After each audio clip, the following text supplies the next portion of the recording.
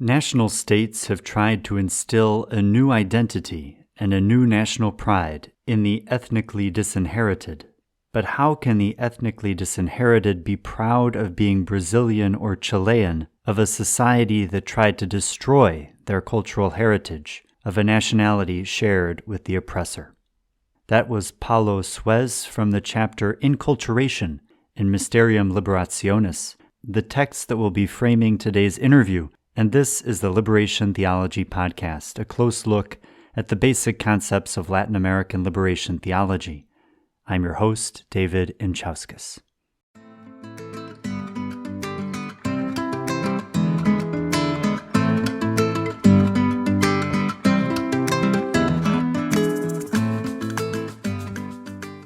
I want to welcome Laurel Potter to the show for a conversation on inculturation. Laurel is an instructor in the theology department at St. Thomas University in Minnesota, a doctoral candidate in systematic theology at Boston College, and the co-author of Remembering the Reign of God, the decolonial witness of El Salvador's Church of the Poor. Laurel, thank you so much for kindly accepting my invitation to join the podcast.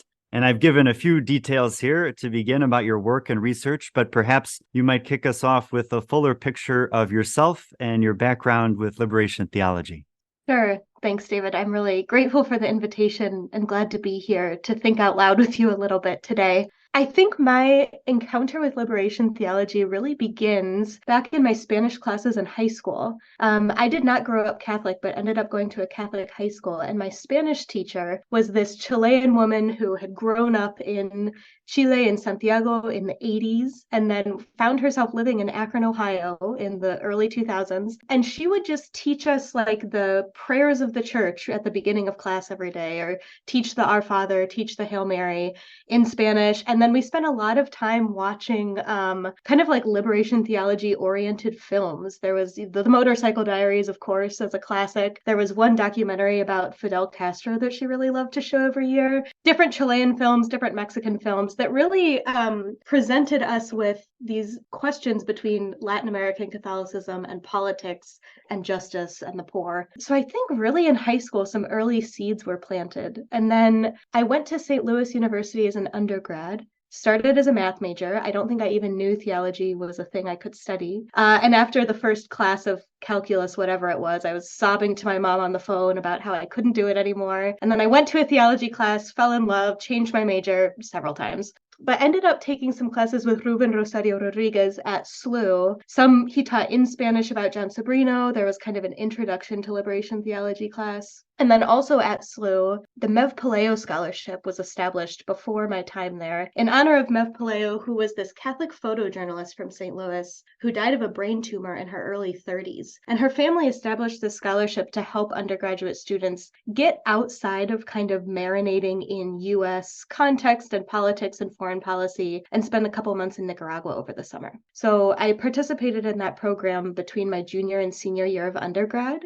There were 5 of us that lived in Ciudad Sandino, which is a bigger now municipality outside of Managua. Lived with a family. There was an internship at a local nonprofit. We learned about ecclesial-based communities. And then after undergrad, I moved to El Salvador. I got in touch with an organization in San Salvador that grew out of the experience of ecclesial-based communities in the 70s and 80s, and moved there after I graduated from college, and ended up living there for 6 years, living and working closely with the SEBs, with the popular church in El Salvador, and that kind of directs most of my interests and the joint research projects that we kind of work through together now.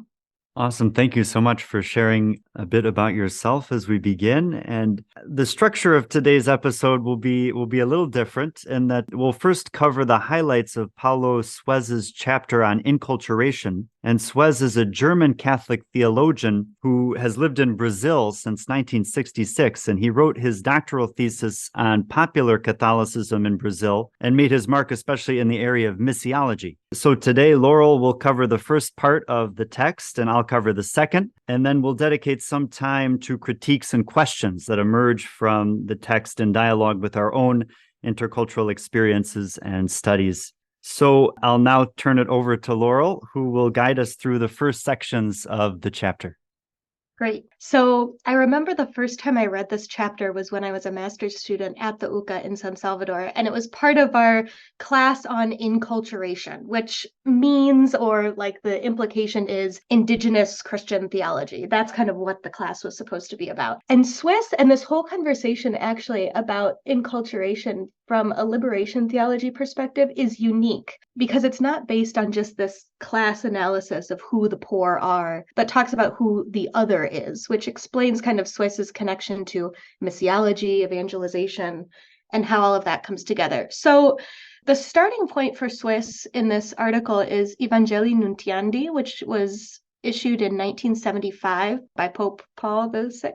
10 years after Vatican II ended, in light of the previous year's synod on evangelization. And the Pope kind of pessimistically identifies this rupture between the gospel and culture. He says, like, the gospel is not being, or people aren't familiar enough with the cultures or the philosophies that gave rise to the contemporary doctrinal expressions of Catholic Christianity. And how do we kind of remedy this? And one conclusion that the document comes to is that there is no culture that is the standard bearer of the gospel, that there is no one culture, say, for example, Western European culture, that is the most authentic expression of the gospel or through which the gospel is most appropriately expressed. This encyclical really takes pains to say that every human culture is equidistant from the expression of the gospel, and that true evangelization is the process of the gospel message, the good news of the reign of God, becoming incarnate and expressed in every human culture. So the document really disabuses us of this notion that like everyone has to understand the categories of European medieval philosophy in order to be Christian.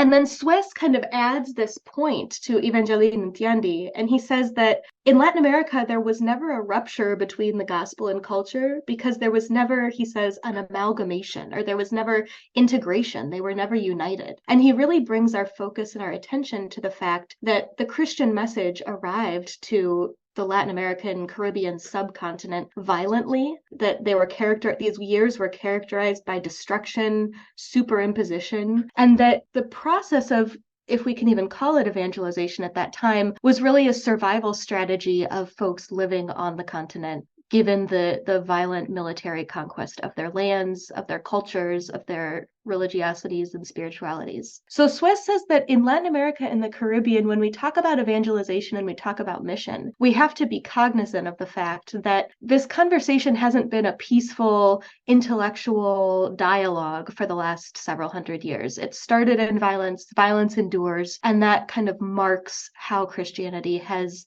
taken root in Latin America and the Caribbean. So that's kind of the starting point that he takes. And then he dives into the concept of culture. You got to do some work to say, what are we talking about when we talk about culture? And he brings up first several things to consider, some caveats, and then he defines some different concepts of culture, and then he talks about how cultures can relate to each other. So in that first section of kind of some caveats, he talks about a distinction between nature and culture. Nature as something given, and then culture we can understand as what human communities kind of build on top of what is given biologically or in nature. So a fundamental distinction between nature and culture. He says culture is inherent to the human condition. Culture is not something that human beings can opt out of.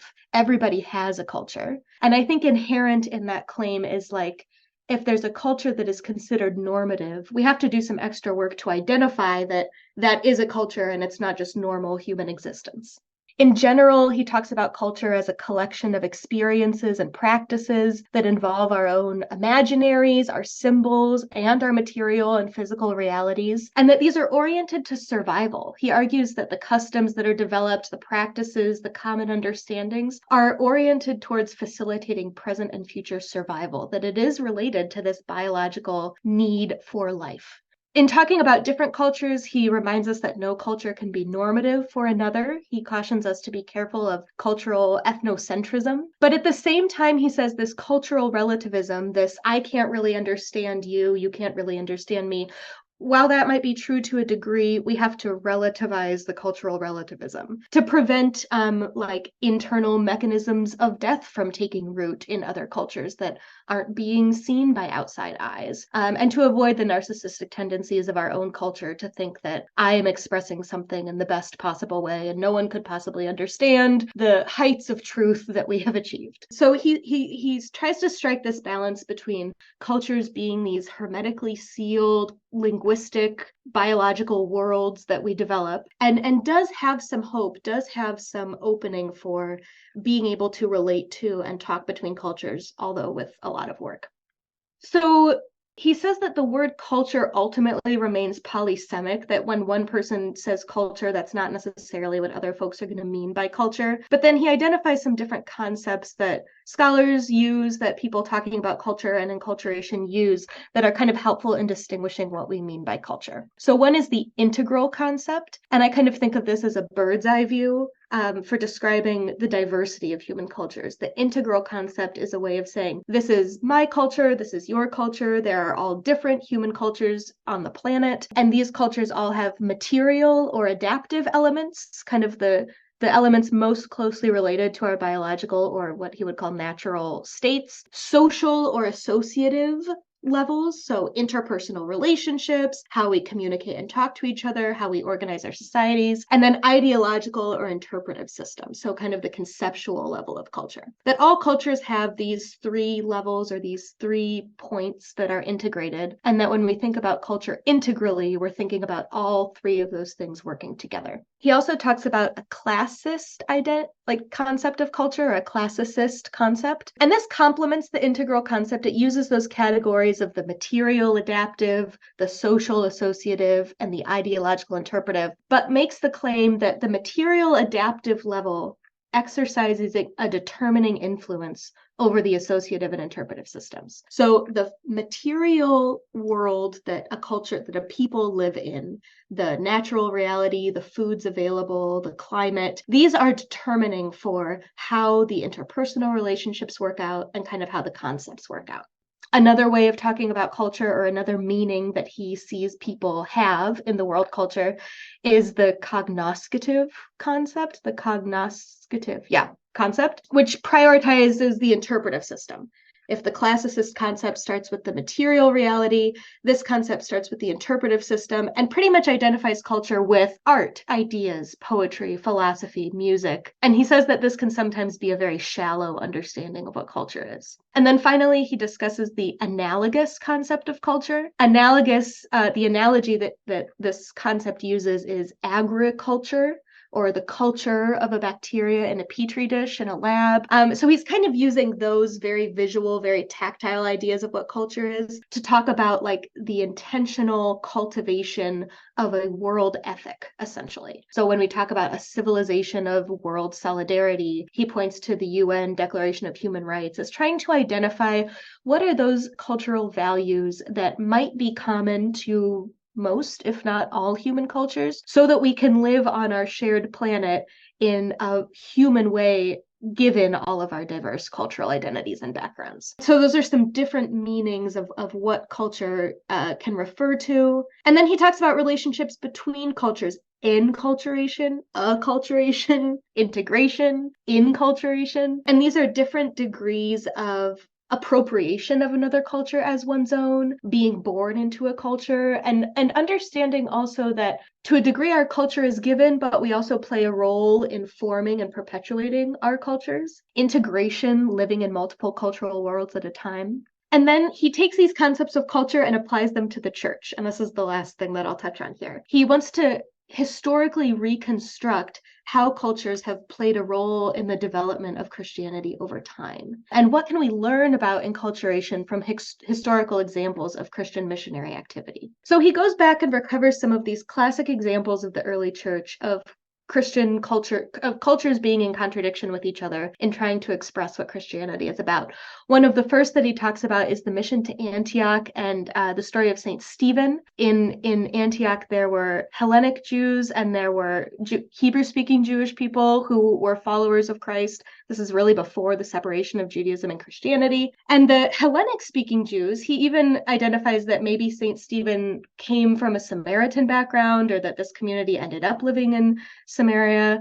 Talks about how the Hellenic Jews were a little bit marginalized and a little bit pushed to the side as opposed to the Hebrew-speaking Jews. The Hellenic community was worried that their widows were not receiving their daily allowance or their daily sustenance from the community at large. And so we see kind of some of these internal intercultural conflicts in the early Jewish Christian communities in this episode from the early church in Antioch. He also talks about St. Paul being the missionary to the Gentiles. And so translating some of how early Jewish Christians were understanding the role of Christ and translating that into non-Jewish categories for the Hellenic communities surrounding ancient Israel. So the Council of Jerusalem in Acts 15 is kind of the culmination of this, when the early Christians decide that Gentile Christians do not have to adopt all of the cultural practices of the Jewish Christians. So this is when Christianity and Judaism starts to separate, and these cultural elements are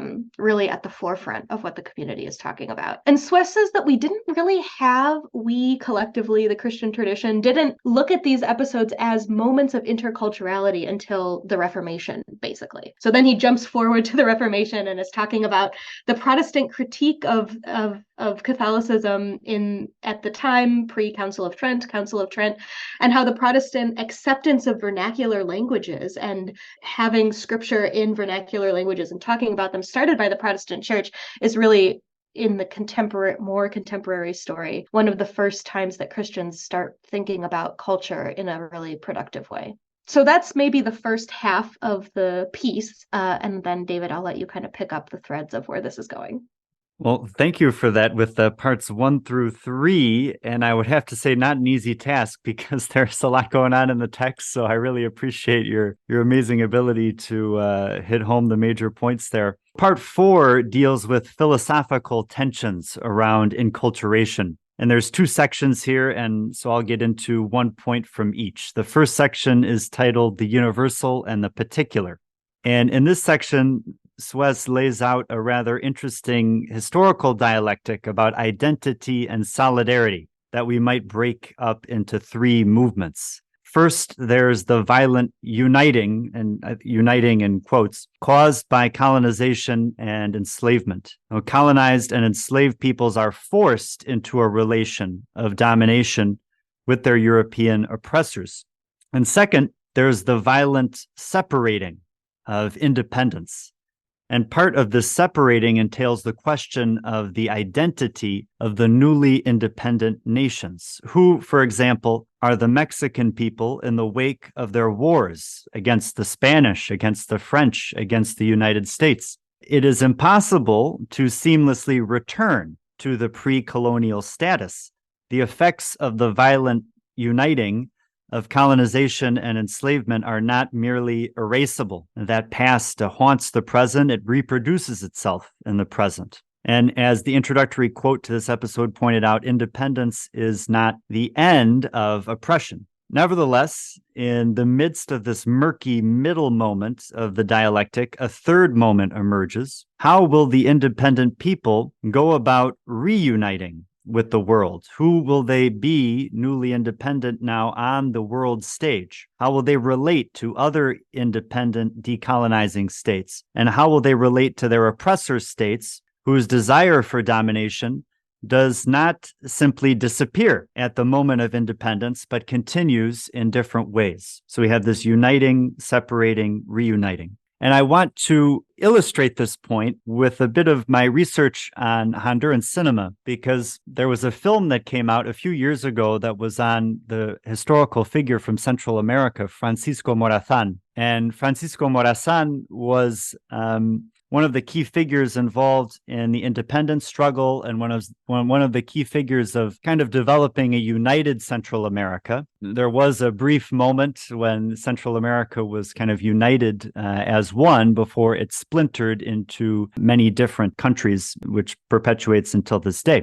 So this is a Honduran filmmaker who's making a film about Morazan, and he decided to hire an actor to play the role of Morazan who was from Colombia. And this caused some controversy because many Central Americans were like, well, you should have a Central American play the role of Morazan. His response to that was kind of a way of addressing the third point of this dialectic. He said, I don't want to make provincial Honduran cinema. I want my cinema to be integrated into our globalized world. So I chose to hire a Colombian actor because, one, he's very good, but then two, he's going to be able to help translate the work into the broader Latin American culture. I don't want this film to be only for Central Americans, but to say something to our globalized world. So regardless of what one might think about that particular response, I would have to say it illustrates one way of addressing how is it that we're going to now in our neo-colonized but independent state relate to the rest of the world and integrate or not with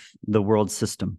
So the second philosophical section is on the other and the poor, one of the sections that Laurel mentioned as important in the first reading of this. And it's essentially maybe what we call in the United States often intersectionality nowadays. And Suess observes that Black and Indigenous communities should not and do not want to be lumped up into the category of poor. Poor Black and Indigenous communities have experiences that are different from those of poor white or mestizo communities.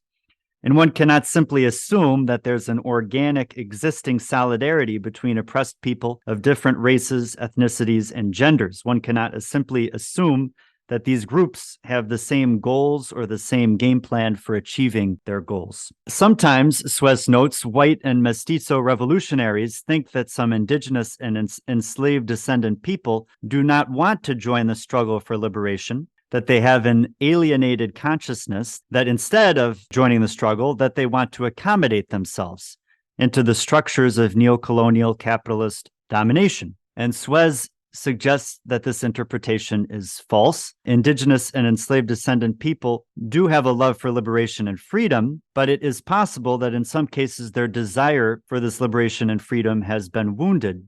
And a perception of a lack of willingness should not be simply attributed to their own false consciousness. Rather, one might frame this wounded desire in terms of an importance for these communities to experience an integration of the joy of the end goal of liberation with a joyful process of liberation. The means of the process of liberation should carry something of the end. And this is kind of a complex section. So I wanted to give a few things, a few examples that might get a little bit at what he might be talking about. So a few anecdotes. One would be, it was just last summer. I was going for a hike in the mountains in the south of France, near Marseille, where the Pape, as I want to say in French, where the Pope is arriving today. So right in that whole area. And I was going for a hike with a friend from Congo, Kinshasa. And I noted that on one of the rocks, there was the communist hammer and sickle. And so I said, oh, look at the communist hammer and sickle, on this rock.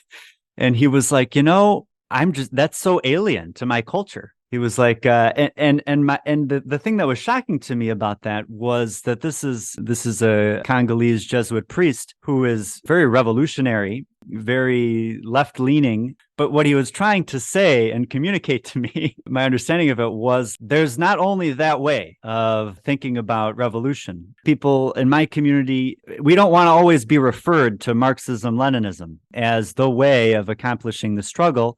We have our own way of struggling. Related to that, I was also, Jesuit communities provoke lots of good intercultural conversations because many of our communities are international. When I was at Xavier, there was a priest from Tanzania, and we were having a conversation also about revolution and socialism and different things. And he said, what I would really like a lot of white scholars to know is that we in Africa have non-Marxist, non-European theories of socialism. And I wish that people would study that more so that, again, we would not constantly be referred to the white revolutionary experience.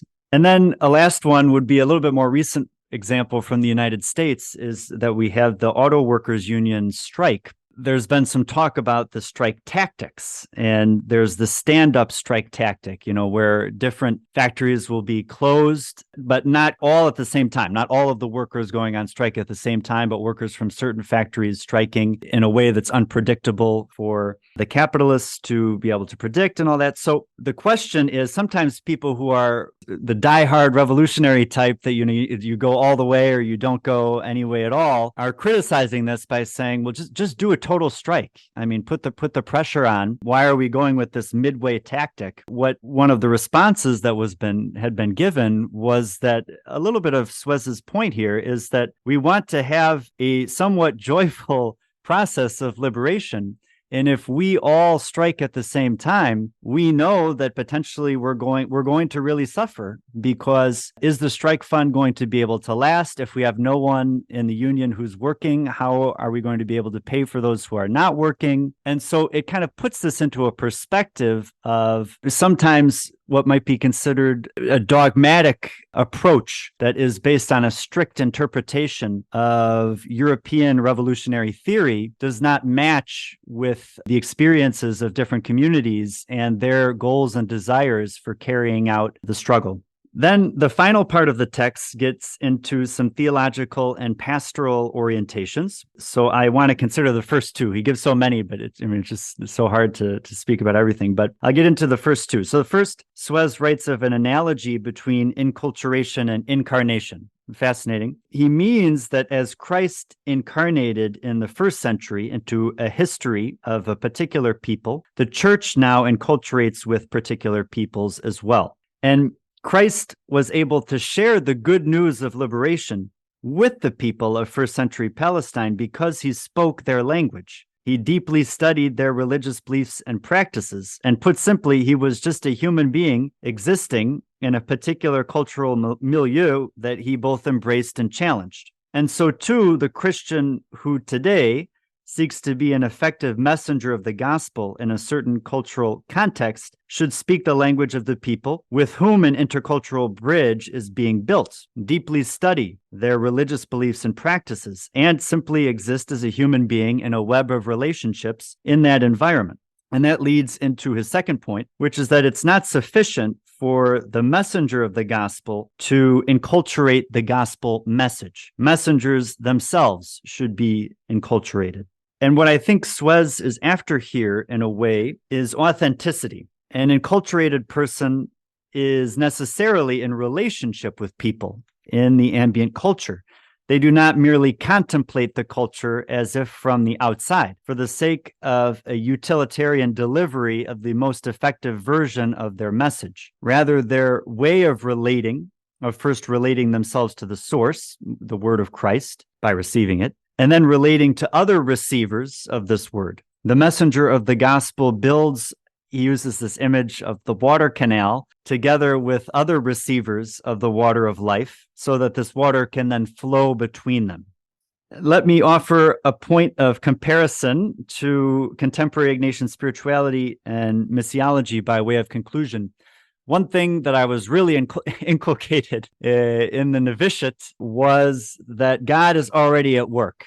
When we go off for our different Jesuits move around a lot. We have different stages of formation. We're moving around every 2 to 3 years in the novitiate. We're moving around every few months to different assignments. We should not go into a new context with the idea that, I'm bringing the gospel to this, or I'm bringing God to this environment. Far from it. Rather, God is at work in all things. The Spirit is moving in all things, in all contexts. And so it's the job of all people, but especially for someone who's a missionary or who's arriving as a messenger into a new context, to listen deeply to the movement of the Spirit in this community. And I think that coordinates well with what Suess is saying, is, in order for me to build that canal, I have to have an idea of where the water is flowing from the other direction, right? And so if I don't have that information, or I'm not attentive to how the Spirit is already moving in this community, I'm going to miss that opportunity for my water and the other person's water to flow together. So that's that. Having gone through some of the essential points of the text, certainly there's so many more that could be covered. It's rich, dense, many good points. Good for a slow read, I would say. I found this great text to contemplate and read over the course of the summer here. What I would now like is for you, Laurel, and myself a little bit later as well, to share any critiques that you might have of the text before we get into any questions that we want to ask each other and going more into our own experiences. Sure. I think this is going to be a pretty brief section for me, somewhat uncharacteristically.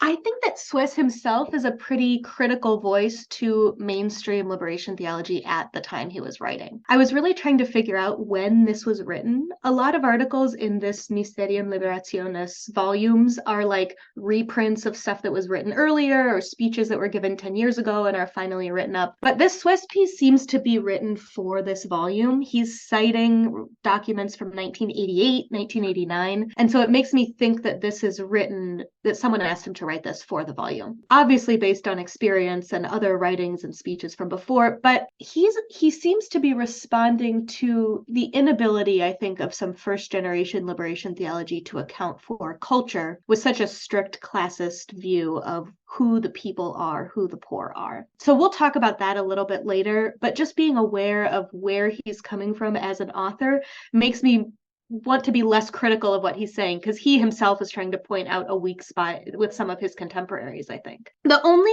question mark that I really had off to the side, and a lot of the questions that I could have, are stuff that I know grows and develops from this tradition of Latin American theology, more concerned with culture, develops later. So we get there, and I'm benefiting, and I have my critical questions because of work that people did in the late 90s, early 2000s, and all of that. But when he's listing acculturation, inculturation, all the different ways that cultures blend and meld together in a person's life. I'm interested in the formulation of talking about interculturation. Inculturation still seems to be one directional. And in the second half of his writing, as you're talking about, Suess he's aware of and lives the reality, lives the experience of intercultural exchange going both ways. And this is upheld even in magisterial documents about liturgical enculturation, that the gospel really is articulated in distinct ways in different cultures, and those cultures are at the same time transformed by their encounter with Christianity. So it's not just inculturation in that the gospel as some form of an idea gets planted in a context, but that context actually changes how we articulate and think about the Christian message also. So I think I would have appreciated a little bit more emphasis on how those influences flow both ways when he's first presenting this idea of encounter between cultures, because that seems important for a lot of the work that he does later about why the first missionary attempts in Latin America and the Caribbean were not truly missionary attempts. So that would be my only little question mark. In general, I'm pretty sympathetic to the case that he's making, especially in the first part of the document. It's a lot of presenting definitions or presenting different ideas of what's going on. And he does this in a very thoroughgoing way, I would say far more in depth than you see from other liberation theologians at this time. Absolutely. For my critique, I just want to give one. And I remember reading this text, returning to it over the summer. I was on a little train, and I remember kind of just grunting out loud when I came across this one line, and I'm still very perplexed by it. I don't know what to do with it, because it just seems so far from my experience. I don't know, maybe we could talk about it. Suess asserts that it is easier to insert oneself into the world of the poor than to insert oneself into a culture. A few things going on with that. So he cites the example of St. Francis. I'm not sure whether he's talking about St. Francis Xavier or St. Francis of Assisi, to be honest, but he says, quote, who shed his social class in an instant, End quote. Maybe he was writing in an ironic way, but it's hard to say. But this paragraph made me uneasy. I'm not really sure how helpful or accurate even it is to say that socioeconomic insertion can be instantaneous or that it's simpler than cultural insertion. And there's also the question of the relations between these two. Like, can we really separate socioeconomic identity and cultural identity? And I give two examples here. One of them will come from my experience in France, which was, again, this was last summer. I was in Marseille. As often comes up when you're learning a new language in class, one of the professors asked, well, David, what have you noticed about the differences between the United States and France? Well, I said, to be honest, my experience of France is a French Jesuit experience of France, which is probably different from general. I mean, there's no general experience between the two. But I said, well, one of the things that I have noticed, though, would be that at the lunch table in the United States, maybe my average length of stay would be 20 minutes. Whereas in the lunch table in my Jesuit communities I've been in so far, it's gone on for about an hour and a half. That is kind of shocking to me. I get to the point maybe when I'm about 45 minutes to an hour, it's fine. But then I get a little antsy. I'm like, I want to start with my afternoon, Then my teacher said, I see that in the Jesuits, you preserved the bourgeois French traditions. And then she also said, in the neighborhood where I'm from in Marseille, I would imagine that in a lot of places, maybe people don't even eat lunch at home because they're eating on the fly or they're eating at work.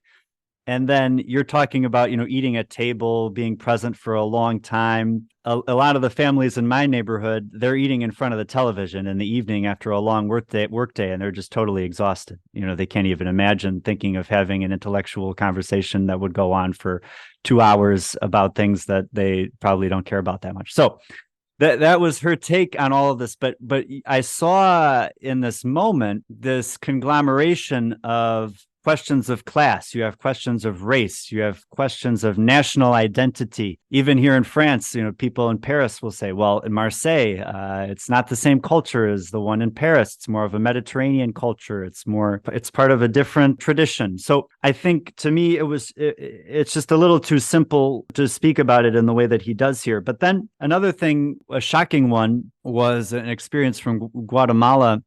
I'm 18, 19 in rural Guatemala. This was at the time when I was working with the URNG Maíz. And I remember just at one point saying, I really want to be in solidarity with the struggle that's going on here. And someone said, solidarity is a good word for that, because some people want to say, like, I want to become, or, I want to be one, but he's like, you'll always be different, and you'll never be able to shed your background, in the sense that you can always go back to your comfortable suburban life with your family in the outskirts of Chicago, and I'll be here. That was a very powerful conversation for me, because it really puts the privilege and the fact that what's coming to mind here would be Heidegger, would be that kind of the past really pushes you from behind. There's no like the Sartre. Sartre talks about, you can build yourself up from nothing. You realize that you're nothing and you can build yourself back up in creativity. And I'm more with Heidegger on this one, in that the past pushes you from behind, and you can't just shed it. I mean, I don't like that word, shedding, shedding class, shedding culture. It just, I don't think it's authentic to allow it to happen. I think that people can be transformed over time, but to shed, maybe not. So that's my little critique. Maybe before we move on, is there anything more that you wanted to share about that, Laurel? Yeah, I think those are really insightful critiques of what Suess is saying. The distinction between, like, is it easier essentially to change classes or to change culture? That seems to be part of Suess's critique of mainstream liberation theology at his time. And again, like the concept that we talk about now as intersectionality was not available to folks. And so there was a competition felt almost between class struggle and the suffering and oppression that happens as a result of class, and ethnic national struggle, the suffering and oppression that happens as a result of different cultures under the same secular government or between countries with more or less resources. So I think, yeah, that's something that really gets talked about and clarified, I think, over time. And the way Suess talks about it here is still very like shocking in how separate those concepts are. Yeah. For sure. When we were preparing the episode, we both kind of had questions about each other's intercultural experiences. I know I've shared a little bit from my experience, and maybe I'll share an additional example in a moment, but wanted to invite you, Laurel, to share maybe there's one or two intercultural experiences that maybe relate to the text or that don't relate to the text that you wanted to add or just share to give some more of a rounding out to a personal dynamic to your relationship with the text. Sure. I think what you were just talking about our pasts forming who we are now in a kind of indelible way really gets at my question about this interculturality thing is like, do you think you've ever had an experience where your home culture feels strange to you? Or is it possible if cultures are to some degree this hermetically sealed, Suess says, world, drawing on George Lindbeck's cultural linguistic model of cultures being understandable kind of only from the inside and how much work or processing has to happen to be able to see something that was once foreign to you as an insider and that insider-outsider dynamic as helpful or not helpful at all. That's kind of what got me thinking about this. And again, like a million caveats, I think it's hard, especially given some like structural differences between middle class North American racialized as white culture and like trying to objectify or talk about Salvadoran culture leads to either caricatures or romanticizing. So I'm always kind of hesitant to be like, this is what Salvadoran culture is like, because it is internally diverse, as you know, and people have different sort of relationships to it. The Salvadoran diaspora certainly has its own culture. Class affects all of this. I think maybe one general area that I could tell different stories of like me really putting my foot in my mouth or like really having strange experiences of feeling like North American culture was foreign to me is the Salvadoran idea of futurity, like time, which is very broad. But what I mean about that in a concrete example is earlier when we were talking, you said God willing at the end of your sentence. And I don't know if that's something that you've developed from your time in Honduras or if that's a Jesuit tick, but folks saying primero Dios almost as a filler word, almost as a habitual way of punctuating any sentence about the future. I'll see you next week. Ah, yes, primero Dios, God willing. Or, oh, by the time we come back to that, it'll have figured itself out. Ah, primero Dios. Or, yeah, next year I'll start high school. Primero Dios. It's almost a warning. It's like, you are not in control of your future. If God wills you to go to high school next year, then you'll go to high school next year. But don't have the absolute hubris to assume that you know what's going to happen in the future. It is almost an admonishment when I was really thinking about what was going on there, because it wasn't natural for me, right, to end my sentences with, oh, primero Dios, or to respond to someone talking about what they want to cook for dinner tomorrow with primero Dios. And so as I was thinking about like making a conscious choice to work that into my language or how I wanted to respond to that, or what it was communicating. And of course, you can't read so much into a like almost filler word even. But this kind of caution about saying you have too much control about the future manifests in so many other ways. And these are things that have come up in working between US academia and Salvadoran ecclesial-based communities. Trying to plan anything more than a month in advance in El Salvador is very difficult. Whereas in US academia, I have to propose a study abroad course years before I'm ever going to have to find lodging for students, right? So if I propose a course this fall, we won't be going till 2026. Well, no one community is going to say, oh, yes, of course, we can absolutely receive you in March 2026, because like, who knows what's going to be happening then? And this is in some ways given. It's in some ways a result of like how history has happened to El Salvador in a lot of ways. Colonialism, foreign intervention, imperialism, ongoing coloniality. I mean, that's in part a given, and it's in part self-perpetuated because folks will not plan anything, or it's in part self-perpetuated because folks do make giant decisions that change their whole lives in such an immediate way. In the organization I was working for, and this is, again, given a result of nonprofit structure and how international funding works, and received, perpetuated by the internal bylaws of the organization, everyone's contract ends in December. And then maybe you're called back in January, maybe you're not. Maybe, and many people migrated at the end of the year, left the country. Many people decided to quit their jobs, and the organization hoped they would come back and finish the project. It's just so precarious. Whereas I, as a volunteer, was like, all right, it's May. I need to figure out if I'm going to stay next calendar year.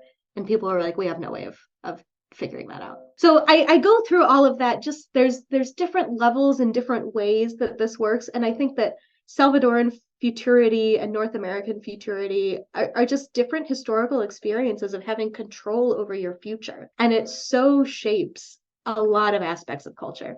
A way that that's maybe come into my own habitual interactions with time is I do find myself being less confident or less sharing, less vocal about what kind of work I can promise, or saying, oh yes, I submitted an article to this and hopefully it'll come out. You don't know what's going to happen. You don't talk about it or share anything until it is for sure. That's a way that I've kind of seen it develop in me. Maybe just one other aspect of like culture where I have felt these tensions and these differences ecclesially is in terms of sacraments. I think folks that grow up in the US church, the right to a sacrament is much more felt, or the invitation to a sacrament. And I'm talking about receiving the Eucharist during Mass. I'm talking about marriage as a sacrament. In Latin America, folks don't always go up to receive Eucharist. And this depends on the culture of the parish. Sometimes it's like women who aren't wearing skirts can't receive the Eucharist because they will be shamed. So not like doctrinally sound reasons, but classist things that have developed over time. These are effects of how violently Christianity came to Latin America and how it was tied up in our ideas of gender and family and correctness. And sometimes it's, if you think you've sinned, don't go and receive Eucharist. And that is way less enforced in the US church. Marriage, when I got married, some of my friends in base communities thought I had like abandoned their way of being church because we got married and like had a ceremony about it. So there's a lot of different tensions and understandings that I don't know if they can always be bridged or should be. And those are just some of the ways that's come up for me. Yeah. Yeah, it's something that I wanted to share. It's kind of a more intense experience, so I'll preface it with that. This was also when I was 18, 19 and was in rural Guatemala, and I went to a very small town that was in the mountains, had large indigenous community presence. We were going to give these workshops that were about young people participating in the political process. Part of it was kind of to raise awareness about how the political process works, how voting works, what to do if irregularities are perceived, different things like that. So it was a conscientization project on voting rights, we could say. I was often invited to, be part of the presenting team after I had been there for a little while. And so I remember getting up in front of this group and then speaking and sharing a few things. And there was just like no response. I was not feeling that we were like on the same page at all. And at one point I was kind of feeling frustrated. I'm like, why is this public not responding to what I'm saying? And I turned to my friend who was a co-presenter who had been to this area many times. And I said during a break, what is happening? And he said, well, like at first I was like, do they understand my Spanish? And they're like, no, they understand exactly what you're saying. But just keep in mind that the last time someone tall with lighter skin and with a different accent came to this town, it was probably to steal natural resources or to carry out acts of war. So they're going to need some time to warm up to you because they don't have an immediate trust for the outsider and probably even less trust for someone from the United States coming to tell them about voting and politics. he was like, they'll warm up to you in time, but it's not going to be easy, and keep that in mind. That was I think it was really a shocking experience for me, because maybe part of what I thought at that time is, if you put on a smile and try to understand people and try to relate to people, then in the end things will go well. Maybe it's my novice master called it the little orphan Annie perspective. He said, you're never fully dressed without a smile, just go into a context. What I realized there is just that it was one of my first coming into the sense of the weight of history. And when I am presenting myself before a group, I'm carrying many different identities. Now, as a Jesuit, as a North American, as a white person of European descent. So there's many different identities that are being carried, and these are being interpreted by people in different ways. Sometimes it's a positive interpretation. It's, I love America. Go Chicago Bulls. So you get all kinds of different reactions. Other people have a much more negative experience. I remember, this is another kind of more heavy hitting one. I was here in Paris, and we were invited in the community to receive 2 refugees in the house for a few nights. And one was coming from Palestine and one was coming from Iraq. It could be a little emotional for me to say this, but we were going out to get dinner together. We were talking all about culture. What are the different cultures? How all of us are foreigners living in France. How has the French culture been for you? And I asked the young man coming from Iraq, what are the things you've noticed about the French culture? And he said, the main difference that I noticed is that the United States has not invaded France in the last 20 years. And that's the biggest difference. And that hit me so hard.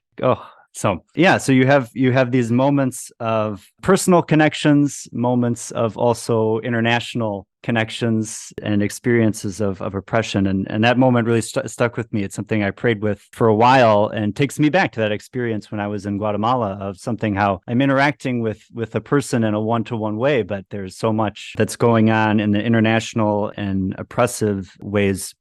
Want to then move into some questions. We've developed a few questions for each other that are based on this text and based on our experiences. So I will turn it over to Laurel for the first question. So there was this sentence in the first part of the text that really hit me. Like, I had to put the book down and walk away, because it so precisely sums up a lot of the different dynamics and assumptions that are in mind when we talk about colonization, and especially the role of the Catholic Church in the colonization of a lot of Latin America and the Caribbean. And so I just kind of wanted to parse this sentence out and discuss, like, what is going on in the sentence. And the sentence is speaking about the indigenous folks who were living in Latin America and the Caribbean when the Spanish invaded. The sentence starts with they, and that's who the they is referring to. It says, quote, "They sought baptism, which assured them anthropological recognition, but within their group, they continued to identify with their religion," end quote. And this is in the context of Suess talking about how the gospel was never Christianly enculturated into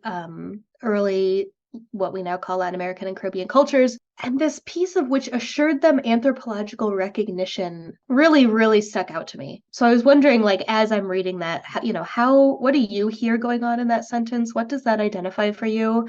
And what does it mean for the process of inculturation or mission work today?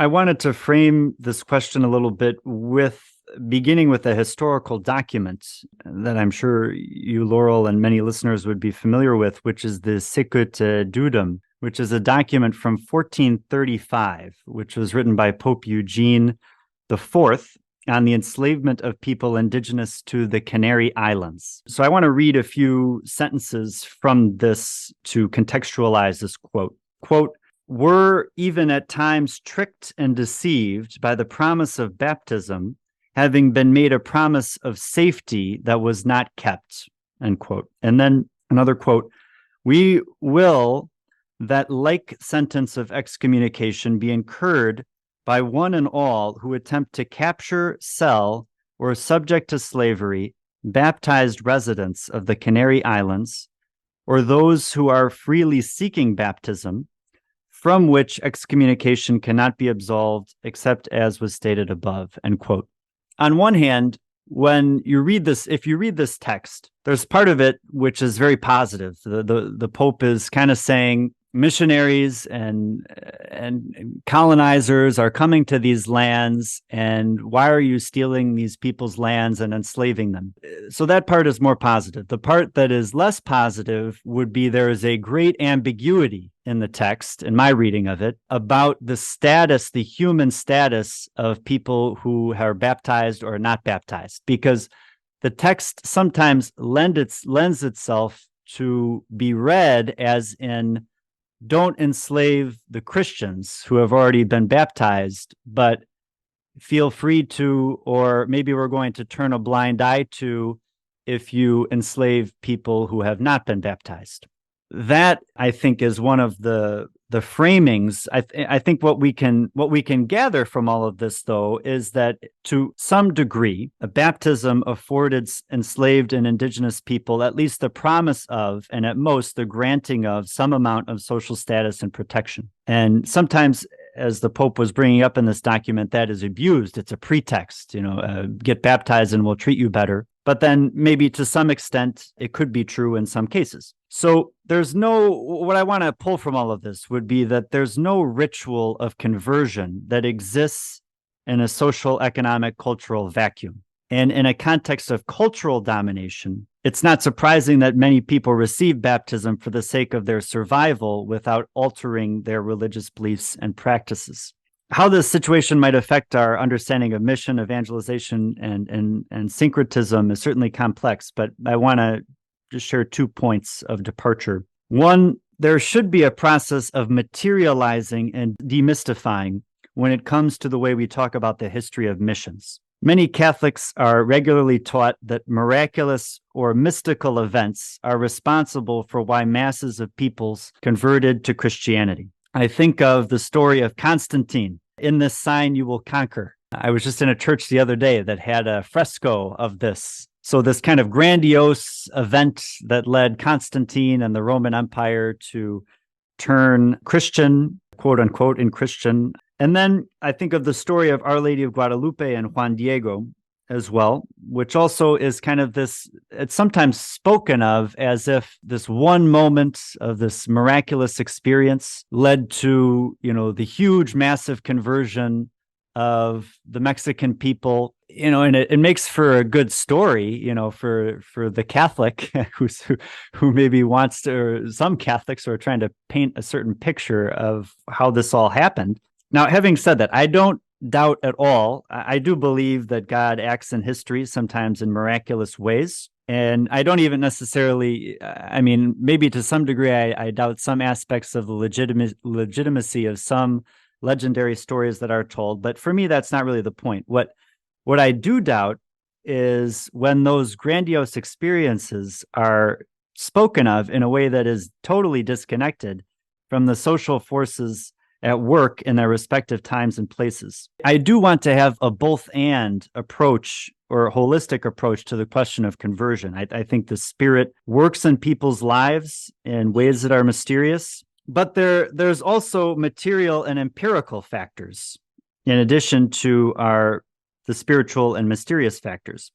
And both are involved in differing ways and to different degrees in the formation of people's religious identities. Now, a second point regarding evangelization is that this history of the relationship between religious ideology and social economic domination is very real today. Without naming any names, I think probably many people who are listeners to the podcast would pick up on maybe what I'm referring to, which would be some of the big figures in U.S. new evangelization today are both heavily funded by the U.S. capitalist class and interpret the gospel in ways that really block people seeking liberation from oppression. There was a podcast episode I was listening to the other day where someone from a parish was talking about how there's 3 priests at the parish. One is from European background, one is from a Filipino background, one is from African background. And he was saying, We never talk about diversity or inclusion in our parish because we have three priests here who come from different regions. And so we're just living it. We're just living it. And then he was saying, instead of talking about diversity and inclusion all the time, maybe we should be talking about how we're all united in God. And to me, this was horrible because it's trying to spiritualize and erase people's experiences of oppression. And I don't doubt the fact that I would have to say my church experience has been an experience that has opened me up to people of different cultures and backgrounds and experiences, and that's great. But at the same time, it's not as if we're to make a utopia out of the church. I'm very afraid when people think of the church in ways that the problems going on in society are not being reproduced in the church. There was this idea of the church as the perfect society, that was kind of challenged at Vatican II. Here, we're all equal, or we're well ordered by our hierarchy, and we're forming a model that is going to penetrate all of society, and all society will be Christianized. But really, I remember there's a university professor who once told me in my experience in the United States, he said, I will bet you any problem that is happening in U.S. society at large will be reproduced on this campus. The church is not exempt from larger situations of justice and oppression. They reproduce themselves within the church, and we can't just ignore it or pretend that it's not happening. That's my initial response to there's so much to your deep question. Maybe you have something to add.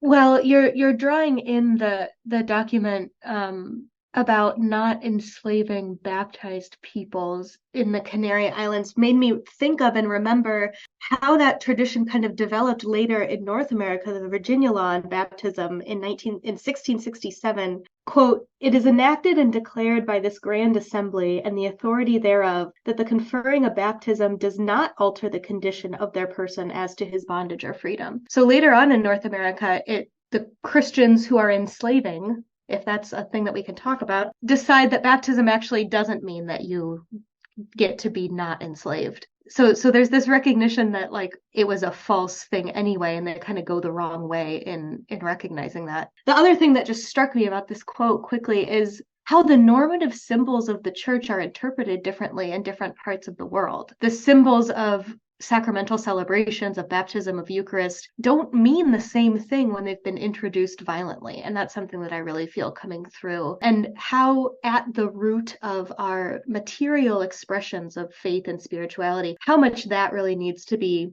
questioned and relativized based on how the church has used those symbols in history. So it was just a very stark example for me of that. The second thing I want to talk about, this kind of shed some things we're going to talk about in a new light for me. When Suess is talking about reconstructing historically how culture has been at work in the Christian tradition, and he gets to the Reformation and he says that the Protestant assumption of the vernacular as a proper worship language really goes a long way in recognizing how much culture is at work in our expressions of faith.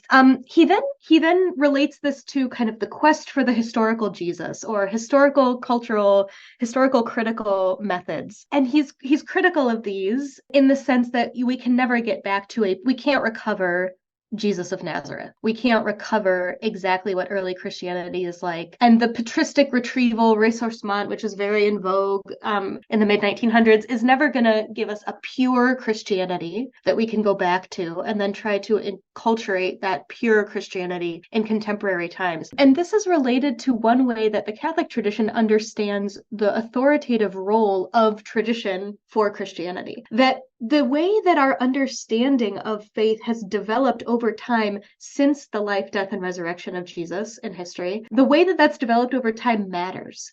That the decisions and teachings that the church has come to over the last 1,500 years, 1,000 years, 500 years are normative expressions, are true developments of the witness that is present in the life, death, and resurrection of Christ, which we don't have direct access to. And so on the one hand, that really speaks to how much further experiences of enculturation and further encounters with a more diverse horizon of human cultures might affect how we normatively express our understanding of faith. I just am so struck constantly by how deep and profound some of the changings of our expressions need to be, and how much Christianity has transformed over the last 2,000 years, for better or for worse, and the depth of transformation that needs to continue to happen. And then on the other hand, what are the real effects of Christianity's long history of cultural narcissism? For a long time, normative Christian doctrine has been expressed through European philosophical categories. And if those are true developments and expressions of our faith, what kind of harm has it done that they've been coming from one particular cultural lens? So kind of both sides of this question of the authority of tradition in Catholic Christianity was really cast in a new light for me when Suess is critiquing a little bit historical critical methods from this perspective of interculturation. I want to respond to this one in two ways as well. The first one would be talking a little bit about this quest for the historical Jesus. And I want to maybe offer two sides to this story. I think on one hand, I would say the quest for the historical Jesus to me can be helpful in the sense that some of that quest for the historical Jesus helps us to understand Jesus as an incarnate human being. And so this quest for the historical Jesus can be part of what I see as a positive project of despiritualizing and demystifying the figure of Jesus and seeing Jesus in his true relationships with his cultural context, his political context, etc. Whereas sometimes when one is reading the Bible, it's so caught up in what we already think of about Jesus, how we've been taught about Jesus through catechism, how Jesus has been spiritualized into our environment and into our culture, that sometimes that quest for the historical Jesus can help us to be shocked out of this mythologized figure of Jesus. So I think that's the positive component. But the negative one, which is there's another way in which this could be a really oppressive endeavor too. The point of the reign of God is not intrinsically united to the first century in the sense that it is developed in the course of history through the activity of the Holy Spirit in history. So if we fixate on that moment in the first century, we will miss things about how the Spirit is acting in history now.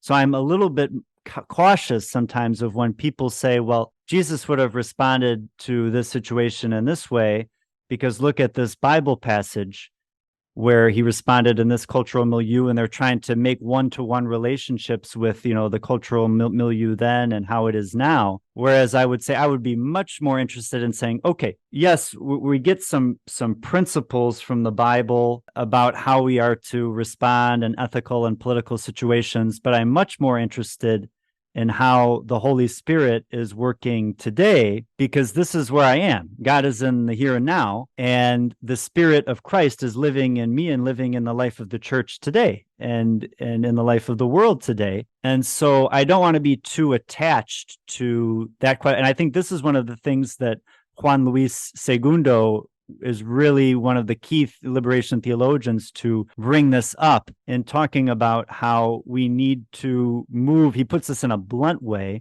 but we need to move from a Christocentrism to a reign centrism. Or even sometimes he'll speak about moving, from a Christocentrism into a more of a spirit-centered Christianity, because the Bible is not a dead document in that sense. I mean, it's a living document that's breathing life into the church today. And so we can't just treat it as a dead historical document so there's a risk in that. Now, regarding interculturality and the understanding of Christian tradition, I wanted to bring this back to a point that you raised about how sacraments are interpreted. Because what does it mean in a church context where there's high levels of inequality that are reproduced within the church? There's high levels of inequality in society. There's high levels of inequality that will sometimes be reproduced in the church. When we go to the moment of baptism, and on a spiritual plane, we're saying, you are now all sisters and brothers who have an equal dignity in Christ. Now all of a sudden it seems that we're living in a mystery world where, and I think where this is where, because that equality in Christ is not being reflected in reality, or it has very little to do with how the church and society is actually living really in its material circumstances. And that's where I think Suess is good, and where a healthy amount, not an over-exaggerated doctrinaire, dogmatic amount of Marxism is helpful, because Marxism really helps with that ideological critique that, as Marx says at the beginning of the German ideology, sometimes we've created these figures in our head, these phantasms, that in a way they emanate from reality, because really part of it is trying to justify, oh, well, we're all equal, in the end. And that's a justification for the current system, that on some level we're all equal and we'll all be equal in the reign of God. Then there's the other side of it, which is totally detached from reality, in the sense that if you scientifically observe the conditions that people are living in, and then you say we're all sisters and brothers, then it's just so far removed that it is a specter. It's a phantasm that we've created in our minds, and that has then now come to dominate. So there's a stale way of doing baptism, and saying we're all sisters and brothers. But if there's no Acts chapter 2 and Acts chapter 4 and caring for the widows of the different communities in an equal way, and all of that, then what does that all really mean? And how are people interpreting that act of baptism? It's almost as if I'm accepting, in a way, this situation. I'm accepting this spiritual mystified plane that is not going to allow me to, seek revolutionary change that will maybe bring about a true sense of being sisters and brothers. So, there's so much more to that question. Maybe you want to respond to that as well. It's a really good question. Yeah. Well, I mean, this is why I'm so interested in Latin American sacramental and liturgical theology. Because if the normative 7 sacraments of the Catholic Church are interpreted in such a fundamentally different way because of the violence and destruction with which they were introduced on the continent, what does that mean for them being guaranteed conduits of grace? What does that mean for God's yes that the Catholic Church affirms happens through the sacraments? What responsibility do we have to make that yes real, for a sacrament to be valid? And this is something that I've started thinking about, with the accompaniment and questions of folks in the communities. They'll say, our whole society is Christian, our whole society is baptized, and we have such an unequal society. How is that possible? So yeah, I think you're getting exactly to what I find so interesting, certainly about thinking about our reception of some of the normative doctrines and symbols of our tradition. So I have 2 questions to pose. The first one is going back a little bit to that dialectical movement of colonization, decolonization, integration into the world system, or resistance to that. So Suess suggests that people focus on the construction of a national cultural identity in the wake of independence. How have different groups in El Salvador gone about the construction of a national identity since its independence? Who would be some of the key people, the key historical events, and the key values in play in different people's construction of who are the people of El Salvador? And then what's at stake in this? What tensions have you observed? And then also, who has been left out or othered or repressed in this process of the formation of some kind of dominant El Salvadoran identity? Yeah, so this is such an important question on several different levels, historically, sociopolitically, and also ecclesially. This is the Liberation Theology podcast. So thinking about who liberation theology says is a people, how liberation theology gets to what a people is, and how other Latin American theologies get to what a people is. La Teología del Pueblo, the people's theology that develops out of Argentina mostly after the Second Vatican Council, understands people in a fundamentally different way than liberation theology coming out of Brazil, southern Mexico, Chile. And one of the hinges that turns on is class versus culture. Liberation theology comes to understand people first by starting, as you've mentioned in other episodes, ad nauseum maybe, is like the majority experience of Latin America and the Caribbean is of inhuman poverty and misery. And so if we're going to talk about the Latin American people, we have to talk about the poor. The poor are the fundamental experience of who we as a people are. So then when we talk about people or popular theology, we're talking about theology from the experience of suffering, of oppression, and of resisting that oppression. La Teología del Pueblo in Argentina is a little bit different. I'm talking about figures like Lucio Gera, Carlos Maria Gali, who start with this very particular Argentinian interest in the social sciences and in developing a political identity that rejects both European capitalism and European communism. And so Argentinian theologians reject kind of both this continuation of the colonial understanding of Christianity, but also an understanding of Christianity that relies too much on a European interpretation of Marxism, Leninism. And they want to come up with who are we as an Argentinian people? And how do we understand that? And what do we offer? And Lucio Gera, for example, ends up defining a people as any group that shares a particular political project for life. And so our understanding of who a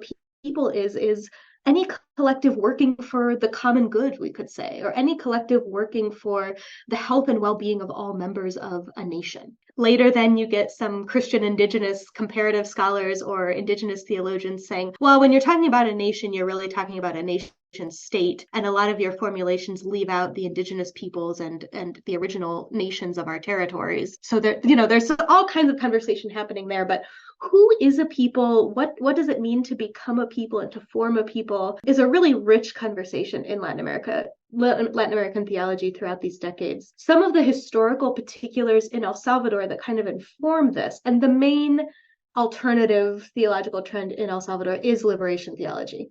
Some of the informing historical events here are, of course, after independence, mestizo pride, Central American identity is very strong. But then in the 1930s, in 1932, in January, the Communist Party had just been founded in El Salvador, and the dictator at the time associates the Communist Party with indigenous peoples. And so there are huge massacres of indigenous peoples at the beginning of 1932. We're talking about tens of thousands of people, a huge majority of the indigenous population. And then folks who survive are forced to hide their dress, hide their language, hide their foods, hide their stories, and really go underground in a way that really is a loss of indigenous cultural identity in El Salvador. El Salvador is such a small place that this really hits our idea of who we are as a people hard in a different way than somewhere like Guatemala, which certainly suffers persecution of indigenous peoples as well, but there's kind of more places to go. It's much harder for the national government to extend its fingers into every corner of the country, whereas in El Salvador, it's much smaller. So this real loss of the indigenous inheritance of culture and passing on. People are working on recovering that and of living out, folks who have survived, of living out and telling their story. There have been so many efforts to recover and tell the stories of the tatas and nanas who survived the massacre of 1932 and still remember that. I also have to say, like Afro-diasporic cultural expressions in El Salvador are so hidden and repressed and swept under the rug also. El Salvador, if we think about the colonial period, was on the margins of the Central American colonial republic. And so El Salvador was kind of a marginal, that what is now El Salvador is a marginal coastal territory of the vice kingship of Guatemala. And so when you had formerly enslaved folks escaping Guatemala, they would come down to the Pacific coast and then spread out down through El Salvador. So at departments like Usulután, San Miguel, you have a lot of folks who have this kind of cimarron history in their families. But the cultural narrative is that there are no Black people in El Salvador.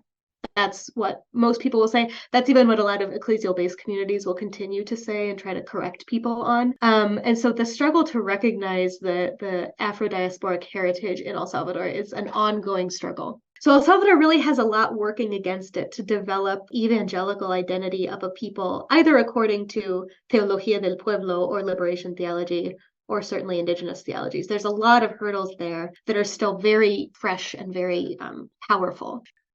So the next question would-be Suess often mentions the importance of articulating the link between one, local culture at the interpersonal level, and two, the international struggle for liberation at the structural level. And so how have you come to articulate this link in your own work and theory and praxis? And what have you learned about the relationships between these two levels?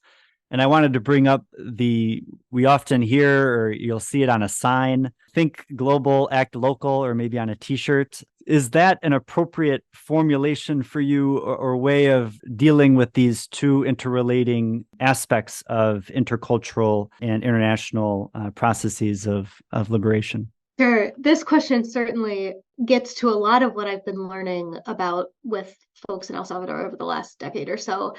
So this question kind of gets to questions or what I'm coming to learn about the connections between liberation theology and then decolonial or descolonial theories and theologies. Because I think liberation theology and the kind of social praxis that liberation theology was influencing had this kind of revolutionary, certainly utopic dream. Otro mundo posible, another world is possible, or hasta la victoria final, like until we have our final victory. And like I always turn to the Zapatistas in Mexico, who in the mid-90s kind of reformulated otro mundo posible to be otros mundos posibles, other possible worlds, realizing that the ways that human beings interact with each other, and the way that human cultures are, we don't just need one hegemonic culture at the end of time.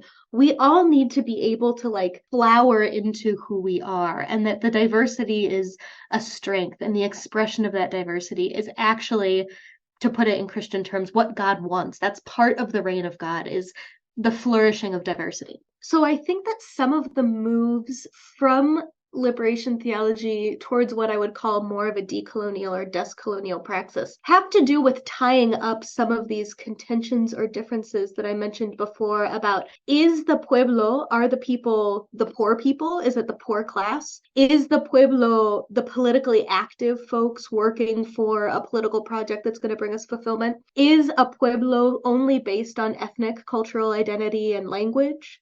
Is there some interplay between those? And decolonial theory, I think, gives us a great framework a useful framework at least, for thinking about unity between different ways that human beings are made to be less than human. That being the criteria, human flourishing and human life being the criteria. That insight has turned many folks, I think, to more local arenas of praxis. So in El Salvador, something that I could mention that relates to the previous question too is this popular press Equipo Maíz, which creates like pedagogical and didactic materials about history, about gender inequality, about language, about political movements. If there's a new law proposed, for example, they'll write a popular version of that law so people know what's going on. They have weekly news reports that are illustrated and distributed by photocopy. And they have this one book called The History of El Salvador, and I think it's in its 11th edition or something now, because it keeps getting changed and added onto. And it's this very popular telling of the highlights, the points of Salvadoran history from the perspective of like, what are the meaningful episodes? And historians will look at, like academically trained historians, both in El Salvador and elsewhere, will look at this volume and be like, this does not jive with the historical record.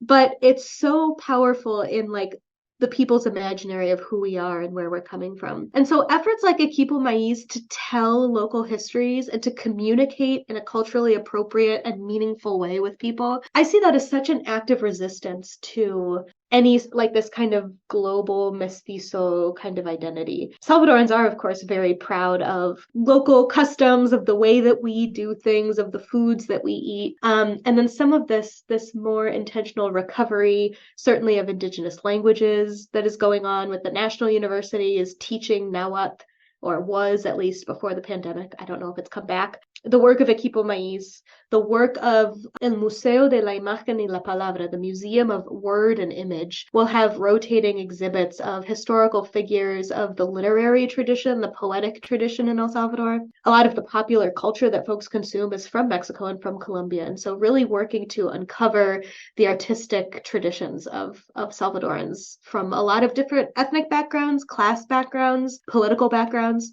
And so I do think there is something to, instead of a global project, and this is maybe another critique of Suess's like analogical concept of culture, can we really identify human cultural values that everyone understands and believes in the same way? It really gets to this question of cultural relativity and how much we have a right to opine about other folks' values systems. And so local, fully participative local efforts, I think, are what have kind of come about after this time in Latin American history where the big revolutions didn't succeed. Either revolutionary processes have kind of devolved into similar corrupt and unhelpful political platforms, as an example, Cuba, as an example, Nicaragua. And the reason that happens is certainly because of enduring imperialism. I mean, embargoes in Cuba are a huge factor in this. Or the Contra affair in Nicaragua, certainly after 1979, after the triumph of the revolution, weakened the Sandinista party. Or you have places like El Salvador where a revolution never triumphed, and the capitalist like structures that endured before the war pretty much remained in place and went untouched by the peace accords. So I think the like fervor about a Victoria Final, about another world that we're working towards, the utopic vision, really has been empty for folks, has been an empty promise. And so the choice there is, well, nothing matters and we can't do anything, or let's go back home. Let's go back to my family's history. Let's go back to the recipes that have been passed down. Let's go back to the stories I've been told and reconstruct who we are as a people from those. So I really do think that local attention and care and detail about those very human and very interpersonal ways that we understand ourselves is life-giving for folks in the contemporary period, for sure. So I want to finish. We've had an excellent conversation. There's been so much that we have touched on and so much that we could get into in more detail. But do you have any final thoughts before we conclude? And then also, would you be able to speak a little bit about your upcoming work for listeners to look out for? Sure. The church bells are tolling outside my window. So if you can hear those in the background, that's what's going on. My continual fascination with the topic of culture and enculturation and evangelization is just how much closer we all are to each other than we are to the eschatological vision. That none of us are further along this pilgrim path than the others, and we have so much more to learn from each other's perspectives about where we're headed and what we want and what we need as a human people than any of us is closer to understanding or articulating the final instantiation of the reign of God. So I'm just constantly in awe of the distances between each other, and then also how we overcome those distances in outpourings of friendship, of connection, of how we can laugh and cry and mourn and celebrate together, despite some of those differences. So that tension is just something I continue to stand in awe of, and what I'm kind of taking away from this conversation. That's what I'm excited about thinking about in my own work too, specifically in liturgy and sacrament, as I've talked about. Last year, 2022, I got to go back to El Salvador and live for a year among the base communities again. And we carried out some pretty exciting qualitative research about non-normative liturgical practices among ecclesial-based communities. So we did a photo voice process and developed a photo exhibit that we put on at the UCA last November. We did some focus group interview style sessions, lots of participating in community and national level liturgies and commemorations. And so we're working on articulating that in Spanish first. You know, we're continuing to dialogue about that as I finish dissertating and as we look towards publishing some of that in Spanish. So I'm just starting to talk about some of that in English, just starting to maybe present some papers and think about what that means for liturgical sacramental conversations in the English-speaking world. But I hope that I can continue participating in these conversations and listening to what's really on folks' hearts and minds in this area. So I'm still in the like hermit stage of working on a lot of these projects. But please, know that I'm interested in listening and taking in how folks are working on these topics in all different corners of the world. Yeah. Well, thank you so much, Laurel, for this conversation, for the wisdom and experience and the research that you have done. I think the work that you're doing is so important. So it really is an honor to have been able to speak together today, and be great to continue working together. Yeah, thanks so much, David.